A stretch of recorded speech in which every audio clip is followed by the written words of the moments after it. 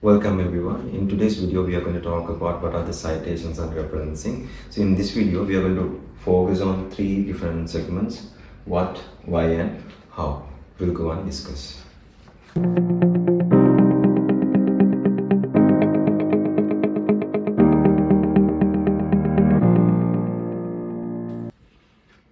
Okay, so let's talk about the first segment. So what are these referencing and citations? So we discussed about this literature. So for example, remember different sources. Let's say this is a journal, this is a website, and this is an ebook. Now in your study, you need to refer to secondary information, the information that are already there in this world, right? So let's say for your study, you refer to this journal and you're taking a definition from this journal. Maybe a theory from this website. And also, let's say you are again referring to a framework from this ebook. Now, when you refer to this information, which is your literature, you need to give that credit to the original source. For example, author of this journal, maybe the publisher of this website, or again the author of this ebook. So the way that you have to give that credit is what we call referencing and citations. I will tell you another example so that you can understand this very well. Okay. Imagine there's a person. This person's name is Carrot. Okay. Now he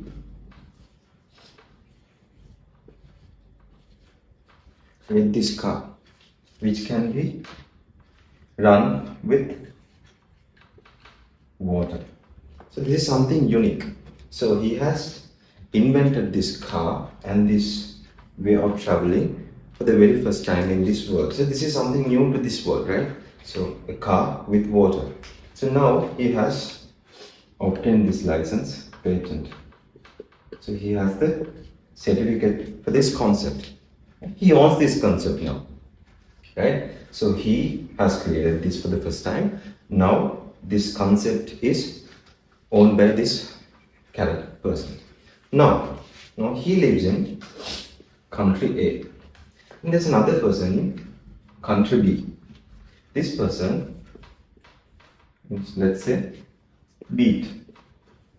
Now Beat knows this thing, the concept, and he has money. And he wants to manufacture cars like this. So what he's saying is, he's suggesting, he's contacting this person and asks, okay, if you give me that concept, I will pay you a royalty fee, for example. Okay, so he's like trying to get this information, the concept, the way that he has created this car, and he's trying to copy this. Okay, so when he's doing that, he's saying, okay, for each car that he's going to manufacture, he's going to pay some money, maybe 10%. So let's say, okay, this person, the Carrot, agrees, okay, for every car that you manufacture, I want 10% from that car. This is how they make the agreement. Now, he's creating cars, car 1, car 2, car 3, because he has money and he's like trying to gain that market by copying this concept, and the owners of this concept is also fine as long as he get paid. Now, the way that the person is paying is called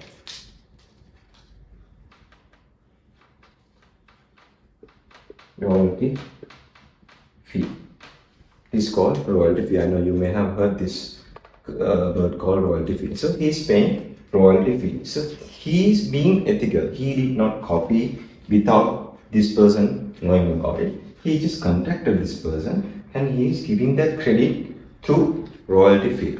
So you get what I'm saying. So now my point is, this person copying his work, but he's giving that credit back to him through this royalty fee. So that's the same thing in these citations also. Now, let's say this is you and this is your citation, and this is the author of this ebook called, let's say, motivation. So now you are referring to a theory that was written in this book.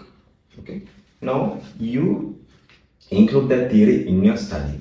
Now you have copied that work from this person who has invented or like created that theory. So because of that, you need to pay royalty fee. So what is the royalty fee that you have to pay? It's about citations. Let's say this person's name is Peter. Okay. Now when you create that, when you update that theory in your study, you put that citation saying Peter. Will come to the way that we have to update citations as well. Now you are just putting the year, and he has created this theory in 2011, and here you put Peter 2011. Now this is the royalty fee that you have to pay for this person. You are being ethical. You are not just copying and keeping the information there. You are just giving that credit. You see, this is the credit. You have given that credit through this citation. This is what you call citation. Similar to this royalty fee that this beat has paid to Karen. So he's being ethical by paying royalty fee, and you are being ethical by citing or updating the reference list. Okay, I have additional information, literature in my study, but this is the citation. So you can see I have referred this information from this particular e-book from Peter that was published in 2011. So it's about giving credit to these original authors or the original source. For example, imagine this is a website with a publisher. So let's say Emerald Publisher is the author or the inventor or the creator of this card or this theory. So that is about that. These are the citing and the purpose of this. What are these? If someone asks, okay, what is this purpose of updating citations? This is basically the purpose, to give that credit to the original author. You are trying to be ethical in your study. Okay, that's the first segment. What are these? Referencing and citations. Okay, now we are in the second segment. Why? So why do you have to use these citations and referencing? The very first purpose, to give the credit. So we discussed about this in the previous section. So to give that credit to the original author or the original source. So that's the main purpose of this citing and referencing. What is the second one? To prove that your work is backed by research. In your assignments or in your research project, you need to refer to secondary data, the literature that we have discussed. So when you put these citations, the reader would know, okay, this person, this student has used this theoretical information, frameworks, models, definitions and everything, because the moment he sees these citations and referencing, he knows, okay, you have read all these journals and articles. So to prove that your work is backed by research, you're proving that you have read additional data, the secondary data, and you have included such data in your study. So that's the second purpose of this citations and referencing.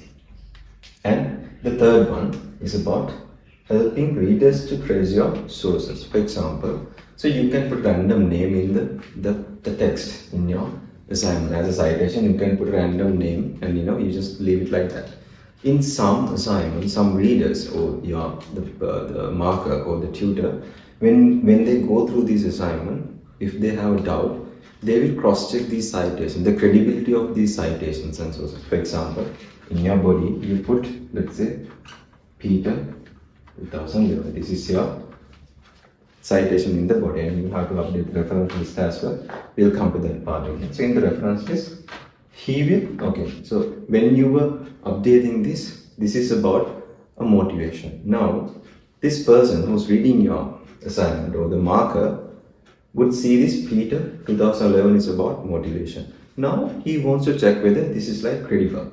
So what try to do is he will scroll down to your reference list and find out this source. So you have all the details under this book or the source. So you have URL, website and all that. So he will go to this website and check whether this source is actually relevant for this definition of motivation. Imagine you have lied about this part and you get caught here. So this has to be like real. Okay, so they will randomly check these citations whether you have fake or not. Maybe some students they sometimes try to fake these citations, and also sometimes they cheat in these assignments. So don't do that, because they are going to randomly check whether these sources are actually there in the internet, or like in the world. Okay, so that is the purpose of this third point. Help readers trace your sources. They will check whether you have updated citations with actual information. Are these journals are real? Okay. Is there a journal like that? Is there a website like that? So in that website, are they talking about motivation? You can put a fake website that is about digitalization, where you have updated the definition for motivation. So again, you are contradicting your sources. So readers will cross check. Okay, so don't fake with citation. Make sure you update in-text and in-text accordingly, so that they can trace your sources and check the credibility of your study or the citation secondary data. And that was about the third point. The last one, why plagiarism? The plagiarism, so you may have heard this term called plagiarism. So in your studies, in many universities, so they use Turnitin. This is a software actually, Turnitin. Some use Grammarly. So there are many softwares that they can use. When you update your assignment, you need to submit this assignment to this one of these softwares. They will tell you, okay, in this study, this context has been copied entirely. So you cannot lie to this software. He would know the place that you have taken this information. Maybe you are like, let's say you are copying a sentence the entirely from this website, and you're updating in your assignment as if you have updated it. So now this software, when you submit this software to this Turnitin or Grammarly, they will tell you, okay, they can extract billions of sources in few seconds. So they will tell you, okay, you have been copied, you are plagiarized. In universities, so they will give you a percentage for this plagiarism. So you need to, for example, you need to have your assignment below 10% plagiarism. The more you copy, this percentage will go up. So that's the control point of this, you being ethical. So you need to paraphrase. We will talk about that again. So you need to be ethical, and you need to provide those citations then and there. You cannot just update your context, copying some information and just leave it like that, because you will get into this plagiarism with higher percentage. If you get a higher percentage, that you might have to do the whole assignment again. So the fourth point is avoid plagiarism. So you need to avoid plagiarism up to that percentage that you have to do under. So make sure you update in citations properly. So this the fourth point is to avoid plagiarism. So you are trying to be ethical. So these are the main purposes of this updating citation in your assignment: to give that credit, the very first one, and to prove that your work is backed by research. Of course, you are referring to additional data, secondary data, and also to help readers to trace your sources. You need to prove that your assignments and these citations and references are credible, that you have referred to the actual information, and also to avoid plagiarism. Okay, though that is about why. So this is going to be this was the second part of why, and we will talk about the third part. How do we have to update these citations in your assignment? Okay, now we are at the third segment. How do you have to update these citations? The most important part, where most of the students struggle. So here I have separated two sections, so in-text and in-text, and also going to talk about paraphrasing and direct citing as well. Okay, so in-text and in-text. So when you give their credit, when you update your citations, you need to give that credit with the use of both in-text and in-text citations. So in text, let's talk about in-text first. So in text, you can update. This is basically in your body itself, in the paragraph itself, right? So in the work itself, you need to update the citation. That is why we call this as in text, as in the text. Okay. So when you update in-text citation, there are two ways that you can do. The first one is narrative, and the second one is parenthetical. Narrative as in you can start the citation with that sentence. For example, if you are defining a motivation, you can you start the sentence with the citation. For example, let's say according to Peter 11, motivation is this. So you have started the sentence with the citation that you have referred. This is what you call narrative. This is in the body itself because it's in text. So this is what we call narrative citations under in text. So you are connecting your author's name into the sentence. Okay. So this is called narrative. Remember that. And also you can update the same thing in parenthetical way. For example, you don't do anything like this. You just update the citation. Motivation is this. And just before the full stop, you put Peter, 2011, full stop. See, you have not connected this author's name into the sentence. You have paraphrased it, you have written it, and you are just updating the citation at the end of the sentence. So that is what you call parenthetical. So in narrative, you start with the citation. In parenthetical, you update the citation at the last, at the end of the sentence. So when you do this, there's a small difference. You see, the name should come out from the bracket in narrative. See? So in narrative, the name will come out because you are going to connect that name into the sentence. That is why this should come out. For example, according to, as Peter suggested by, consequently, Peter argued that. So things like that you can mention in this narrative in-text citation. So it is basically about you're starting the sentence with the citation. When you update that, you need to bring its name out of the brackets and connect it to the sentence in narrative. Whereas in parenthetical, you update the whole sentence and just before the full stop, you just put both name and the year within brackets. So make sure you understand the difference between narrative and parenthetical. So in text, so you don't have to you don't have to write okay just narrative, not just parenthetical and all that. You can choose any of it. If you feel like okay this citation would prefer I would prefer if I can use this citation in narrative way. You can do that. That is not a problem. There's no right or wrong way in this. You can choose either. So maybe 70% of the citations are being followed by narrative way. Maybe 40%. That is okay. It's up to you. That is not a problem. You don't get penalized for this. The difference between these two, you can mix. You can use both ways. That is not a problem. So that is about in-text citation.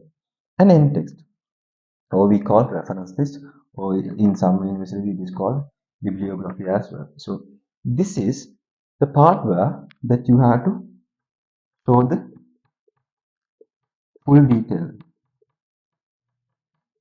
This reference list you should update not on the body but at the end of your study. So once you update everything, maybe even after conclusion, you need to update this. So for this source, this was period 2011. So information related to this citation, you need to update under reference list. So in this reference list, you have to update all the information. For example, the book's name, all the authors, and the who is the publisher, maybe URL, DOI. So all the information should be there in this reference list according to your guideline or the style. If it's Harvard guideline would say, okay, for a book, for an ebook, you need to update these information under your reference list. So make sure you're following your style. So under Harvard, you need to understand the source type if it's a book. So under Harvard, for a book, what are the information that you should update under reference list in what way. Formatting is also important in this. Maybe in Harvard 7th edition, they will ask you if it's a book, you need to update the heading or the topic of that heading of that book in italic way. So formatting also plays a part in reference list. So that is about that. So if you have 10 citations in the body, imagine you are not repeating the same citation twice or more than that. So you have 10 unique citation, different citation in your body about literature, and you should have 10 different one reference list. Under that reference list, you should have all these 10. The information related to all these 10 citations should be there in your reference list. It should tally with your index number of index citations. Okay, so make sure you cross check that, because if you're updating 11 and your reference list includes only 10 different information, so then imagine this reader who will check the 11th one, but there's no reference list information on the reference list for this 11th citation, that you will be penalized or you will have an inquiry. So make sure you cross check and tally. If you have, like, imagine you are using this Peter 2011 twice, like, in two different places you are using the same citation twice. In that case, you don't have to have same citation twice on the reference list. So in that way, you will have 9. Let's say this 10 includes 2 citation from Peter, the same source. So here it will be 10 against 9, because here you have put 2 citation from the same source, the same citation twice, because it's the same source. Because of that, you don't have to update this Peter's information twice. Just keep it as 1. Okay. So in that case, that is exceptional. So you can have 10, 9, 9. But in other cases, you should tally all these in-text citation with number of in-text citation. Make sure before you submit, you cross-check that. Okay, in your assignment. Okay. So that was about in-text and in-text. Now, paraphrasing. Now I have talked about paraphrasing. Paraphrasing is about, you need to, now let's say you are referring to a book. We are in the motivation part. Okay, this book. Okay, let's say Carter. Okay, this motivational book was written by Carter, 2023. Okay, now when you read this book, you see in the 16th page there's a definition about motivation. Okay, yes, something about motivation. Now, paraphrasing means you are not going to copy the whole sentence as the way that he has said. So you need to bring the same idea of it, but with your own words. You need to convert this sentence, what Carter has said, without changing the meaning. So you need to bring the idea to your study with the citation, but you need to paraphrase it or rephrase it, which means you need to use your own words. But when you do that, when you do convert, you cannot change the meaning of it. You cannot change the idea of it. Remember, that is what you call paraphrasing. Using your own set of words. That is what we call paraphrasing. So each and every definition, theoretical information, you need to paraphrase. Unless it's a direct quotation. We'll come to that part in a second. So 90% of the citation you have to paraphrase. Otherwise, you will get caught in that plagiarism report as if you have copied it entirely. So make sure you are paraphrasing. But when you paraphrase, don't change the meaning. Without changing, you need to change the set of words that you're using. Okay. So paraphrasing about using your own words without changing the meaning of that idea. Now, you put the citation accordingly, Carter 2023. So you have converted that sentence into your words. You put that definition. You can either write it as a narrative text citation or parenthetical. So if you want a narrative, you can say Carter suggested that motivation is this. Carter 20 23 suggested that motivation is this, that is narrative. You want to go parenthetical, you can say motivation is about this. Just before the full stop, you can say Carter within bracket Carter 2023. That's your parenthetical way. So very simple. So this is, there's no complication in this. Okay, that is what you call paraphrasing. And direct. Direct as in, so suppose, now let's say Steve Jobs, he is presenting some information in a project. So when he's doing that, he's like saying something, a code. So you see this information and you feel like if you can bring the same exact words to this study, it's going to value without changing it because it's a saying, it's a code. Because of that, you decide to bring the entire sentence or that saying that Steve Jobs had said in that presentation, during that presentation, you bring the whole thing without changing, without paraphrasing. So when you do that, you can do that. That is not a problem, but you need to update your citation properly. When you copy paste the whole sentence like that, it is called direct citation or direct quotations. So when you do that, you need to do additional work. In text, now here in in-text, what we have done is we have used the name and the year. So in most cases, you have to use the name and the year only in in-text citation. Okay, but in in-text citation, direct quotations, you need to use inverted commas as well. And also, after the year, you need to use the page number of that book. For example, imagine this book, the definition you have referred, it was in 16th page, you need to put P16 as well along with inverted commas. Now, then only that software I have talked about, Turnitin, will understand, okay, of course he has pasted the whole sentence, but he has convinced the reader that he has copy pasted accordingly with the use of these two inverted commas and page number, so that you are being ethical. Even if you have copy pasted it, you are saying, okay, yes, I know I have copy pasted it, but I have put the citations accordingly. Apart from the normal in-text citation, you have put page number and inverted commas so that we know, the readers know, okay, this is a direct quotation. Now, when you update direct quotation, don't go more than 2 or 3. Not even 3 actually. I don't recommend 3 actually.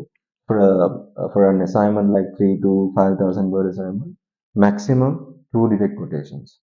Okay, minimize direct quotations in the assignment because you are psychologically, impacting this reader saying, okay, thinking, okay, he's not willing to paraphrase most of the citation. He's always using this direct quotation. Even if you have used this page numbers and direct quotations, it's kind of the lazy part that you are trying to prove. So make sure you have very limited number of direct quotation. Even if you don't have anything, that is not a problem. So this is what you call direct quotation.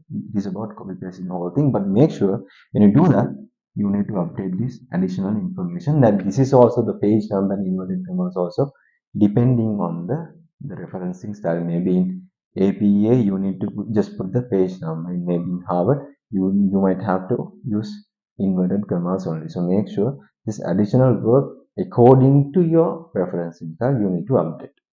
Okay, so that is about direct. So paraphrasing is about converting this idea into your words without changing the meaning, and direct as in your copy paste is the whole thing. But when you do that, you have to use this additional work in text. Then reference list anyway, the same way you have to update depending on the source type.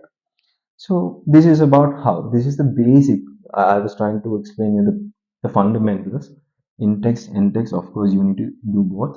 And when you update in text, in text, you have to either paraphrase or you have to bring direct quotations. When you bring direct quotation, it should be lesser than 2 actually for an assignment like 3 to 5,000 words. That's the recommendation I will give you. So this is about how segments. In the next section, I'm going to narrow all these down and have a roadmap of this citation. Okay, now we have discussed about those 3 segments. Now I have made this map so that we can go through this recap very soon and have an understanding about that again. just to refresh the path. Now, literature, secondary data. So we are using referencing for these information to do what? To give that credit. So this is the way of giving that credit, citing and referencing. So you are basically giving that credit to the original source or to this literature or that secondary data source through these citations. And when you do that credit, you need to do that in two ways. The first one is in text, the second one is in text. In text as in the body itself, in text as in at the end of the assignment, you need to update all the information related to that particular source. And in text, you need to update the name and the year only. But when you update that, you can do this in two ways. One is narrative, the other one is parenthetical. Under narrative, you start with the citation for that sentence. In parenthetical, you end with the citation within brackets. There are two differences in these two. First one, you need to connect the author to the narrative. And the second one is, so your name should come out from the citation, whereas in parenthetical, both name and year should come within the brackets. Okay, so when you do update the citation, you have to paraphrase, which means you need to convert those ideas into your own words, but without changing the meaning. And there are exceptional cases that you can use the same uh, word or the context just by copy pasting it, but you need to update the citation accordingly with that inverted commas and page numbers and based on your uh, referencing style. So make sure you do that. This is very maybe 1 or 2%. Most of the referencing part you need to paraphrase, which means you need to use your own words. That is about that. And also make sure everything changes depending on the source type. For example, the way that you have to update reference list and citation could be different to ebook. So different will be different amongst ebooks, journals, and every other source type. So it is changing depending on the source type as well, and also the style. The APA is different, Harvard is different. So the formatting, the way that you have to update is also different in style, and also the edition. So just like this iPhone 7, 8, 9, 10, these referencing styles also have editions. For example, Harvard 6th edition, 8th edition. So depending on the edition also, there could be slight differences in this formatting and the way that you have to update. So this is about the simple recap of this citing and referencing. I'm just going to give you few more tips as well in a second. Okay, before we just conclude our video, I just wanted to give you few tips on this referencing and citations. The first thing, update manually. Don't use these external softwares. There are so many softwares in the internet to update these referencing and citations. So when you do that, I'll tell you why that I don't recommend that, because so let's say there's a tool called ABC. You put your source, like maybe the URL or that citation information there to this software, and you're asking him to generate me Harvard style. Okay, I told you you have different editions. So this software is programmed. Suppose this software is programmed with Harvard 5th edition.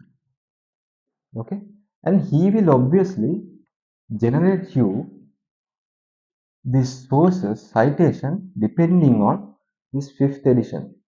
Whereas in your study, you need to follow 7th edition because the 5th edition came in like 5 years back. Now you need to follow, you are into 2024, you need to follow 7th edition. That is the latest edition. Now, if this software is programmed with 5th edition of Harvard, obviously this software will give you the references depending on the 5th edition of Harvard, and your final referencing formatting and the way that you have updated your citation would be incorrect. So there's a risk. It is very easy because the moment that you update, if you can refer to your referencing guideline or that book that you have received from the university, you just scroll down and update. That is about the second part. So update then and there. So you need to, so you update the index items in the body and you scroll down again. Don't wait for the last moment. Just scroll down and update the reference list manually. You just cross check with the, so you can also have an understanding about referencing, right?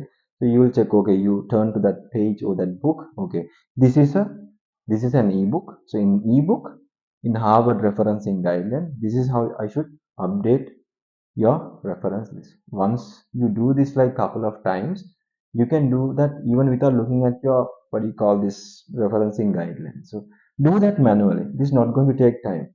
And also update then and there. So by the time you update your last in-text citation, you will be done with your reference list as well. You don't have to wait for the last moment. When you, if you wait for the last moment, sometimes you lose your links that you have saved for in text. And sometimes you lose those PDFs that you have downloaded, journal articles that you might lose. Imagine your computer, gets, some problem, some sort of problems, that you will lose those data. But if you can do that, if you can update then and there, so by the time you complete your assignment, you're done with your, what do you call, the reference list as well. So it's very easy. Okay. So make sure you update then and there and also manually. And always remember your referencing style, formatting, and everything depending on the style. APA is different, Harvard is different. Remember that. Keep that in your mind. Also, the source type. The way that you have to update an ebook is not the same as a newspaper. So remember that also. This changes depending on the source type as well. Even if it's under Harvard, in Harvard also, there are changes between the sources type. Yeah, so remember that also. And also it changes depending on the editions as well. In Harvard also there could be changes to the previous edition that they have published. So like I said in here, the 5th and 7th edition, same type, but still there could be slight changes. So make sure you are following the latest one, or the one that you have been given from the university. That is about that. The last part, always cross-check your in-text versus in-text. The number of in-text and in-text. Go down and check whether these links are okay. So if you have 10 in-text citation in the body, you go scroll down and check whether you have 10 references under reference list. And just like I said, if you have used the same citation twice, of course there will be one number less in in-text. That is okay. That is not a problem. But the point is, you need to cross-check the number of in-text against the in-text so that you won't be penalized for missing out things. So these are the simple tips that I wanted to give you. So remember these stuff as well, and I wish you good luck with your citation. I hope that you have an understanding about these citations and referencing now. So if you have any concerns, you can always put a comment. I'll be the happiest to help.